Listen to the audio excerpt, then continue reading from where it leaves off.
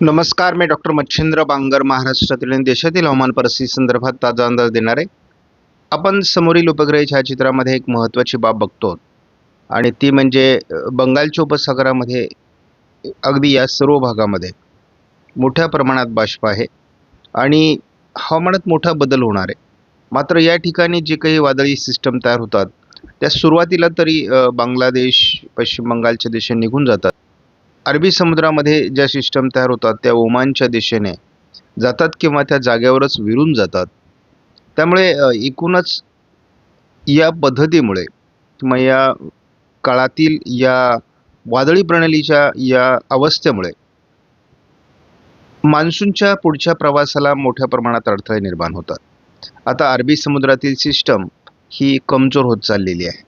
त्यामुळे लवकरच म्हणजे 2 दिवसामध्ये मान्सूनचा पुढचा मार्ग मोकळा होईल असं स्पष्ट दिसू लागलं आहे.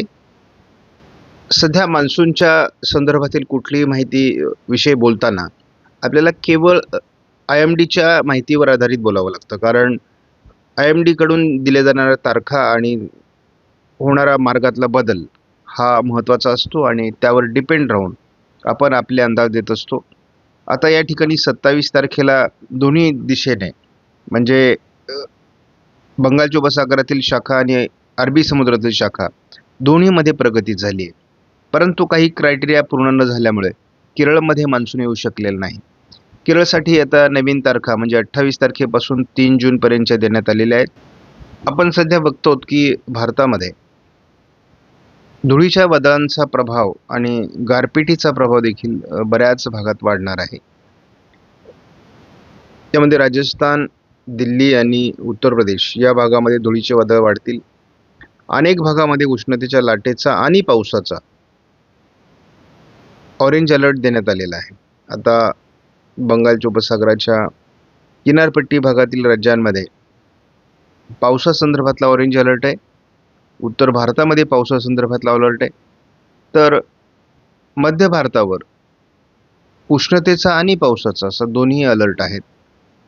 महाराष्ट्रामध्ये देखील सध्या स्थानिक पावसाचं वातावरण दाखवण्यात आलं आहे. त्यामुळे आज 28 तारखेला बऱ्याच देशातील राज्यांमध्ये पावसाचा अलर्ट देण्यात आला आहे. 29 तारखेला पंजाब, हरियाणा, दिल्ली आणि उत्तर प्रदेशच्या काही भागामध्ये पुन्हा एकदा पावसासंदर्भातला अलर्ट देण्यात आलेला आहे. या ठिकाणी एक चक्राकार स्थिती आहे आणि ज्याचा प्रभाव पावसासंदर्भात या ठिकाणी वाढू शकतो. म्हणजे पहिला पावसासंदर्भातील रेड अलर्ट या ठिकाणी देण्यात आलेला आहे. उष्णतेचा प्रभाव देखील उद्या बऱ्यापैकी भारतामध्ये कमी होण्याचे संकेत आले आहेत. 30 तारखेला कुठेही उष्णतेच्या लाटेसंदर्भातला अलर्ट नाही. मात्र ऑरेंज अलर्ट देण्यात आला आहे. मध्य प्रदेशमध्ये गारपिटीचाही अंदाज देण्यात आला आहे. तर आपण बघतो अनेक राज्यांमध्ये पाऊस सुरू होईल असा अंदाज आहे. 30 तारखेला विदर्भात पावसाचा अंदाज आहे. मध्य प्रदेशचा पूर्व भाग, छत्तीसगड आणि विदर्भ या ठिकाणी पावसाचा अंदाज देण्यात आलेला आहे.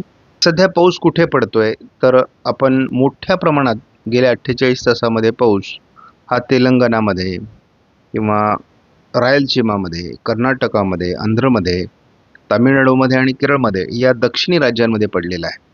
आणि त्या पाठोपाठच म्हणजे आपण या राज्यांविषयी बोलतोय. तर त्या पाठोपाठच या ठिकाणी बिहार, पश्चिम बंगाल आणि पूर्वेकडील काही राज्यांमध्ये देखील पाऊस झालेला आहे. मात्र इतरत्र भारतामध्ये फारसं पावसाळी वातावरण नाही. महाराष्ट्रातही फारशा पावसाच्या नोंदी नाही आहेत. पण गेल्या आठवड्याचा अंदाज जर बघितला सरासरीपेक्षा जास्त पाऊस पुणे, रत्नागिरी आणि सिंधुदुर्गमध्ये झालेला आहे. त्या पाठोपाठ लातूर, नांदेड आणि रायगडमध्ये पावसाची नोंद आहे. परंतु बाकी ठिकाणी विशेष अशा प्रकारचे रेकॉर्ड नाही आहे. 1 मार्चपासून तर 27 मेपर्यंतचा एकत्रित अंदाज जेव्हा बघतो तेव्हा मान्सूनपूर्व पाऊस कुठे पडला आहे. कारण आता अवघे 4 दिवस प्री मान्सूनचे उरलेले आहेत. नंतर मान्सूनचा कालावधी सुरू होतो. जरी मान्सून उशिरा आला महाराष्ट्रामध्ये, भारतामध्ये, तरी कोणताही पाऊस या कालावधीमध्ये महाराष्ट्रात पडला तर तो मान्सूनचा पाऊस म्हणूनच काउंट होणार आहे, हे लक्षात घ्या. आणि आपण या ठिकाणी बघतो धुळे, पुणे आणि सिंधुदुर्ग, हिंगोली याच 4 जिल्ह्यांमध्ये मान्सूनपूर्व पाऊस हा अधिक पडलेला आहे. तर जळगाव, छत्रपती संभाजीनगर, रायगड या जिल्ह्यांमध्ये त्यापाठोपाठ सरासरीच्या दरम्यान पाऊस पडलेला आहे. आपण पावसाचा अंदाज जर बघितला तर कर्नाटकमध्ये, रायलसीमामध्ये, केरळमध्ये आज पावसाचा अंदाज GFSने दिला आहे. उद्या मात्र याचा प्रभाव हलकासा कमी दाखवला आहे. मात्र उद्याच्या अंदाजामध्ये थोडा बदल असा आहे की हिमालयाला पॅरलल अशा प्रकारे या भागात मोठं पावसाळी क्षेत्र विकसित होणार आहे. त्याच वेळेस बंगालच्या उपसागरामध्ये एक वादळी प्रणाली विकसित होण्याचा अंदाज GFSने दिला आहे. उत्तर भारतामध्ये पावसाचं प्रमाण वाढत जाईल असा अंदाज आहे. याचा परिणाम 1 जूनला महाराष्ट्राच्या उत्तरेकडून म्हणजे उत्तर महाराष्ट्र, विदर्भाच्या उत्तरेकडून आणि कोकणात हा प्रभाव वाढण्याची शक्यता आहे. म्हणजे महाराष्ट्रामध्ये पहिल्यांदा चांगल्या प्रकारचा पाऊस उत्तर महाराष्ट्र, मराठवाडा, पश्चिम विदर्भ, कोकण असा सुरू होऊ शकतो 2 तारखेला असं दिसतंय. आणि एक लक्षात घ्या, जेव्हा एल निनोचा कालावधी असतो तेव्हा बहुतांश बंगालच्या उपसागरातील सिस्टम या पूर्व भारताकडे जातात. 11 कोटीची उष्णता यावर्षी आपण सहन केलेली आहे. ग्लोबल वॉर्मिंग असेल किंवा एल निनोचा प्रभाव असेल, परंतु प्रचंड उष्णता आपण यावर्षी अनुभवली. मराठवाडा, विदर्भात अजूनही उष्णतेचा प्रभाव 30-31 तारखेपर्यंत दिसतोय. मात्र याचा प्रभाव मग 1 जूनपासून हळूहळू कमी व्हायला लागेल. म्हणजे आपण 2 जूनला जर बघितलं तर अतिशय किरकोळ अशा प्रकारची उष्णता विदर्भामध्ये आहे. आणि बऱ्याच भागात म्हणजे खास करून कोकणामध्ये, संपूर्ण कोस्टल भागामध्ये पावसाचं प्रमाण वाढणार आहे. कोकणामध्ये ECMWF मॉडेलने ढगाळ परिस्थिती व्यक्त केली आहे. 30 तारखेला बंगालच्या उपसागरातून जाणारी मान्सूनची शाखा काही बाष्पयुक्त वारे घेऊन जाणार आहे आणि त्यामुळे या भागात मोठं पावसाळी क्षेत्र विकसित होईल असा अंदाज आहे. त्याच वेळेस या भागातही पावसाळी क्षेत्र असणार आहे. त्यामुळे हवामानात बदल होतील. 30 तारखेला भारताच्या अनेक राज्यांमध्ये जोरदार पाऊस सुरू होणार आहे. आनंदाची गोष्ट म्हणजे अरबी समुद्रातील वातावरणही 30 तारखेपासून म्हणजे या ठिकाणची चक्राकार स्थिती कमजोर होत असल्यामुळे मान्सूनला पोषक अशा प्रकारचे वारे हे किनारपट्टीवर येऊन धडकणार आहेत. 31 मेला मात्र महाराष्ट्राच्या बऱ्याच भागात पावसाला सुरुवात होऊ शकते. खास करून कोकण किनारपट्टीला पहिला पाऊस आपल्याला 31 तारखेला बघायला मिळू शकतो. 1 तारखेला ही प्री मान्सून ॲक्टिव्हिटीज महाराष्ट्रात वाढू शकतात, कोकणात वाढू शकतात, भारतातल्या अनेक राज्यांमध्ये वाढू शकतात. म्हणजे जूनची सुरुवात प्री मान्सून ॲक्टिव्हिटीजने होईल आणि महाराष्ट्रात बऱ्याच घटना घडतील असं दिसतंय. त्याच वेळेस या ठिकाणी तयार झालेलं वातावरण देखील महाराष्ट्रावर परिणाम करत आहे. त्यामुळे आपल्याला 8 तारखेपासूनचा पावसाचा प्रभाव हा महत्त्वाचा असणार आहे. म्हणजे 8, 9, 10 आणि 11 तारखेला महाराष्ट्राच्या अनेक जिल्ह्यांमध्ये जोरदार पावसाचे संकेत आहेत. अगदी मॉडेलमध्ये दाखवले असाच पावसाचा प्रभाव निर्माण होईल असं नाही. आणि आपण सांगितल्याप्रमाणे बंगालच्या उपसागरातील वातावरण तयार होतं. मात्र हे वातावरण पूर्व दिशेने निघून जात असल्यामुळे याचा भारतीय भूभागाला फारसा परिणाम होत नाही आणि हा एल निनोच्या वर्षाचा एक प्रकारचा प्रघात आहे. या ठिकाणी स्पष्टपणे जाणवते 30-31 तारखेला महाराष्ट्रात कोकणात पावसाला सुरुवात होणार आहे आणि जे काही बंगालच्या उपसागरात आणि अरबी समुद्रात सिस्टम आहेत त्या काही अंशाने कमजोर देखील होणार आहेत.